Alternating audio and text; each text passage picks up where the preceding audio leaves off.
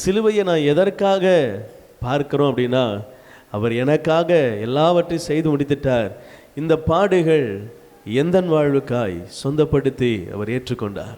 இந்த பாடுகளை அனுபவித்ததுக்கு காரணம், நான் அந்த இடத்துல இல்லாமல் என்ன அங்கிருந்து விலக்கிட்டு அவர் என்னுடைய இடத்துல என்ன செய்கிறார், ஏறி நிற்கிறவராக இருக்கிறார்.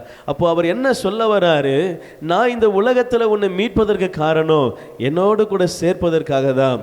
மீண்டும் இந்த உலகத்தில் உன்னை பெரிய ஆளாக உயர்த்துறதுக்காக அல்ல, இந்த உலகத்தின் அதிகாரங்களுக்கு நேராக உன்னை கொண்டு போகிறதுக்கு அல்ல, இந்த உலகத்தின் மண்ணிலிருந்து ஒரு ஆசீர்வாதத்தை நீ எடுக்கிறதுக்காக அல்ல, பரலோக வாழ்வுக்கு நேராய் நீ தகுதி உள்ளவனாய் மாறும்படியாய், இந்த உலகத்திலே வாழுகிற நாட்களிலே கர்த்தருக்கு பிரியமாய் வாழும்படியாய், பாவத்திலே மரித்து பாவத்திலே வாழ்ந்து பாவத்திலே மரிக்கிறதுக்காக அல்ல, பாவத்தில் ஒருவேளை உழன்ற நீ சுத்தமாக்கப்பட்டு இரத்தத்தினால கழுவப்பட்டு அந்த பரிசுத்த ஸ்தலத்துக்கு நேராய், ராஜ்யத்துக்கு நேராய், ஜீவனுள்ளோர் தேசத்துக்கு நேராய் வர வேண்டும் என்பதற்காகவே சிலுவை உங்களுக்காக எனக்காக இரத்தம் சிந்தப்பட்டது. அல்லேலூயா, ஆமென்.